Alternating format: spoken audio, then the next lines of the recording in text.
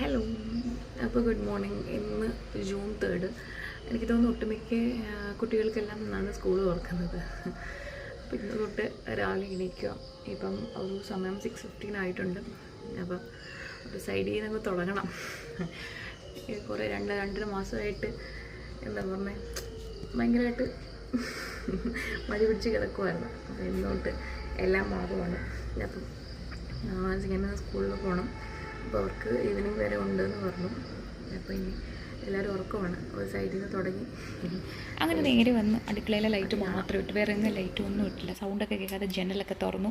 പിന്നെ അവിടെ ഇരിക്കുന്ന പാത്രങ്ങൾ ഫുള്ള് പറക്കിയെടുക്കും. ഒരു പാത്രത്തിന് നോവാത്ത രീതിയിലാട്ടോ എടുക്കുന്നത്. ഇനി പാത്രത്തിന് സൗണ്ട് കേട്ട് ആരെങ്കിലും എണീറ്റ് കഴിഞ്ഞാൽ പിന്നെ എനിക്ക് ഭ്രാന്ത് തുടങ്ങും. അങ്ങനെ അത് കാരണം ഓരോ പാത്രങ്ങളും അതായത് സ്ഥലത്തൊക്കെ എടുത്ത് വെക്കാം. ഇതിൻ്റെ ഇടയ്ക്ക് തന്നെ ഞാൻ അരിക്ക് വെള്ളത്തിലല്ല അരി എടുത്തിട്ടുണ്ടായിരുന്നു. അങ്ങനെ ഒരു സൈഡ് അത് നടക്കുന്നു. പിന്നെ എല്ലാ പാത്രങ്ങളും ഒന്ന് മാറ്റി വയ്ക്കുമ്പോൾ കുറച്ചങ്ങ് ഒതുങ്ങി കിട്ടും. അവിടെ ഒന്നാം സ്ഥലം കുറവാണ്. അങ്ങനെ പിന്നെ എല്ലാമൊക്കെ റെഡിയാക്കി. പിന്നെ ബ്രേക്ക്ഫാസ്റ്റിന് എഗ്ഗും ചപ്പാത്തിയും മതിയെന്ന് പറഞ്ഞു. അത് റോൾ ചെയ്ത് കുറച്ച് വെജിറ്റബിൾസ് ഇട്ട് കൊടുക്കും. അപ്പോൾ അതിന് വേണ്ടിയിട്ട് അതും സെറ്റ് ചെയ്യുന്നത്. പിന്നെ ഉച്ചയ്ക്ക് ലഞ്ചിന് കൊണ്ടുപോകാൻ ഫ്രൈഡ് റൈസ് മതിയെന്ന് പറഞ്ഞുകൊണ്ട് കുറച്ച് റൈസ് എടുത്ത് ഞാൻ വേവിച്ചിട്ട് ആ ഒരു സൈഡിലേക്ക് മാറ്റി വെക്കുന്നുണ്ടായിരുന്നു. പിന്നെ ഇതിൻ്റെ ഇടയ്ക്ക് തന്നെ വെജിറ്റബിൾസ് ഒക്കെ കട്ട് ചെയ്ത് ഉച്ചക്കലത്തേക്കുള്ളതൊക്കെ ഈ സമയം കൊണ്ടൊക്കെ റെഡിയാക്കി പോകുമല്ലോ. അങ്ങനെ അത് തേങ്ങയൊക്കെ തിരുവി, പിന്നെ കുറച്ച് ചിക്കൻ വേണമെന്ന് പറഞ്ഞു ഫ്രൈഡ് റൈസിനകത്ത്. അങ്ങനെ 2 പീസ് എടുത്ത് ഞാൻ ഫ്രൈ ചെയ്ത് കട്ട് ചെയ്തിട്ട് കൊടുക്കും. അങ്ങനെ അതും അവിടെ റെഡിയാക്കുന്നതിൻ്റെ ഇടയ്ക്ക് എൻ്റെ കോവയ്ക്ക് അടുപ്പത്ത് വെച്ചിട്ടുണ്ടായിരുന്നു. പിന്നെ ഞാൻ പോയി അത് ഒന്ന് റെഡി ആയപ്പോഴത്തേന് ആ പാത്രത്തിൽ നിന്നൊന്ന് മാറ്റി വെക്കാമെന്ന് വെച്ചിട്ട് അങ്ങോട്ട് പോയി. പിന്നെ എല്ലാം കഴിഞ്ഞപ്പോഴത്തേന് ചെയ്യാൻ വിശക്കുന്നതെന്ന് പറഞ്ഞാൽ അവിടെ എല്ലാവരും എണീറ്റ് പിള്ളേരുമായിട്ടും കളിക്കുന്നുണ്ട് മുറ്റത്ത്. അങ്ങനെ അതും അങ്ങ് റെഡിയാക്കി അവന് പാലും ഒക്കെ റെഡിയാക്കി കൊണ്ടിരുന്നപ്പോഴത്തേനാണ് എന്താ പറഞ്ഞത്, എന്നെ ഫോൺ വിളിക്കുന്നുണ്ടായിരുന്നു. അപ്പോൾ ഞാൻ പറഞ്ഞു പിന്നെ എടുക്കാമെന്ന് പറഞ്ഞു. അപ്പോൾ ഈ സമയം കൊണ്ട് ഞാൻ അവൻ്റെ സ്നാക്ക് ബോക്സും ലഞ്ച് ബോക്സും ഒക്കെ റെഡിയാക്കുക. ഇന്നലെ അച്ഛനും അമ്മയൊക്കെ വന്നപ്പോൾ അവൻ്റെ കുറച്ച് ഫേവറേറ്റ് സ്നാക്കൊക്കെ കൊണ്ടുവന്നായിരുന്നു. അങ്ങനെ പിന്നെ അതിൽ നിന്ന് ഒരു സ്പൈസി ആയിട്ടുള്ള ചക്ക ചിപ്സ് ഉണ്ടായിരുന്നു. അത് മതിയെന്ന് പറഞ്ഞു. ഞാൻ പറഞ്ഞു കഴിക്കുമെന്ന് ചോദിച്ചോ, ഇല്ല അത് കഴിക്കാമെന്നൊക്കെ പറഞ്ഞ് അറിയില്ല ഇന്നെ കഴിക്കുമെന്ന്. വാട്ടർ ബോട്ടിലൊക്കെ എടുത്ത് എല്ലാവർക്കും റെഡിയാക്കി അവൻ്റെ ക്യാരിയറിൽ എടുത്ത് വെക്കണം കേട്ടോ. ഈ സമയം കൊണ്ട് തന്നെ ഏട്ടൻ സീനെ കുളിപ്പിച്ച് എല്ലാവർക്കും സെറ്റ് ചെയ്തെന്ന് പറഞ്ഞിട്ടുണ്ട്. പിന്നെ യാശു ഇതിൻ്റെ ഇടയ്ക്ക് അങ്ങോട്ടും ഇങ്ങോട്ടൊക്കെ നടക്കുന്നുണ്ട്. അങ്ങനെ എല്ലാവർക്കും റെഡിയാക്കിയപ്പോൾ ഞാൻ പറഞ്ഞു എല്ലാം കഴിഞ്ഞു, ഇനി നമുക്ക് എന്താ പറഞ്ഞത് റെഡി ആവാമെന്ന് പറഞ്ഞു. ഇതിൻ്റെ ഇടയ്ക്ക് തന്നെ ഞാൻ ഫുഡും ഒക്കെ കൊടുത്തിട്ടുണ്ടായിരുന്നു കേട്ടോ. അപ്പോൾ ആ ഒരു വലിയൊരു ജോലിയായിരുന്നു. ഇന്നലെയാണ് ബുക്കൊക്കെ റാപ്പ് ചെയ്തത്. എന്നാലും ഒന്ന് ക്രോസ് ചെക്ക് ചെയ്യുമോ എല്ലാമൊക്കെ വെച്ചിട്ടുണ്ടോ. കാരണം ഇവർക്ക് ഇന്നും ഓരോ ദിവസം ബുക്ക് കൊണ്ടുപോയാൽ മതി, ഫുള്ള് ബുക്ക് ഒരുമിച്ച് കൊണ്ടുപോകണ്ട. അങ്ങനെ പിന്നെ റെഡിയാക്കാൻ കയറിയപ്പോൾ ഞാൻ ചെയ്യാൻ ഉപദേശിച്ചായിരുന്നു. നല്ല കുട്ടിയായിരിക്കണം, അങ്ങനെയാണ് ഇങ്ങനെയാണെന്നൊക്കെ പണ്ട് എന്നെ ഉപദേശിച്ചു വിടുന്ന നടക്കും. കാരണം പുതിയ ഫ്രണ്ട്സും ഒക്കെയാണ്. ഇവർക്ക് എല്ലാ ഇയറിലും ഷഫ്ലിംഗ് ഉണ്ട്. അപ്പോൾ പഴയ ഫ്രണ്ട്സൊന്നും ഇപ്രാവശ്യം ഇല്ല എന്തായാലും. അങ്ങനെ നല്ല കുട്ടിയായിരിക്കണം എന്നൊക്കെ പറഞ്ഞു.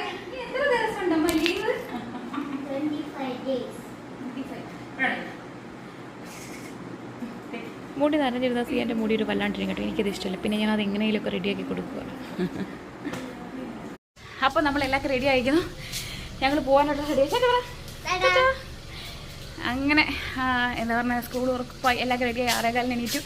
ഇപ്പം സമയത്ര 8:30 ആയപ്പോഴത്തേന് ഓൾ സെറ്റ്. ട്രാഫിക്കൊക്കെ ആണെന്ന് പറഞ്ഞു ഓരോ സ്കൂളിലേക്കും. അപ്പോൾ അത് ബ്ലോക്കൊക്കെ ഉണ്ടാകുന്നതിന് മുന്നേ നമ്മൾ പോവുകയാണ്. അപ്പോൾ ടാറ്റാ. അങ്ങനെ എല്ലാം റെഡിയാക്കി ഞങ്ങൾ നേരത്തെ തന്നെ പോയിട്ടോ. ചെല്ലുമ്പോഴേ ഞങ്ങൾക്ക് അറിയുന്ന ബ്ലോക്ക് ആയിരിക്കുമെന്ന് ഞങ്ങൾ വിചാരിച്ച കണക്ക് തന്നെ ചെന്ന് കയറിയപ്പോഴേ നല്ല തിരക്കായിരുന്നു കേട്ടോ. കാറ് പാർക്ക് ചെയ്യാനൊക്കെ സ്ഥലം ഇല്ലാത്തത് കൊണ്ട് ഞാനും സിയും കൂടെ പോവുകയാണ്. അപ്പോൾ ഏട്ടനെ ആവശ്യം കൂടെ കാറ് ഇരിക്കാമെന്ന് പറഞ്ഞു.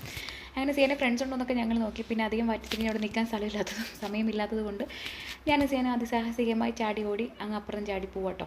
അപ്പം എങ്ങോട്ടാണ് പോകേണ്ടതെന്ന് പറഞ്ഞാൽ എനിക്ക് മനസ്സിലായില്ല. പിന്നെ അവസാനം ഒരു സെക്യൂരിറ്റിയോട് ചേട്ടനോട് ചോദിച്ചിട്ട് ഞങ്ങൾ കറക്റ്റ് സ്ഥലത്ത് നിന്നു. അപ്പോൾ ചെന്നപ്പോഴേ അവിടെ നിന്ന് അവൻ്റെ സാറാന്ന് തോന്നുന്നു 2 പേര് ബാഗും സാധനങ്ങളൊക്കെ അങ്ങ് മേടിച്ചു.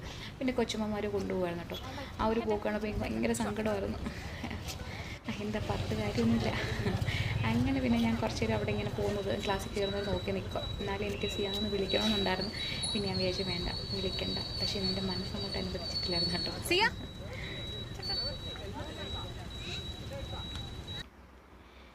പിന്നെ അവിടെ നിന്ന് കൂടുതൽ വിഷമിക്കേണ്ടെന്ന് വെച്ചിട്ട് നേരെ അവിടെയൊക്കെ നോക്കി വണ്ടികളൊക്കെ ഇടയ്ക്കൂടെ ചാടി ഓടി എന്തായാലും കാറി കയറി സിയാനെ വിട്ടിട്ട് വന്നു.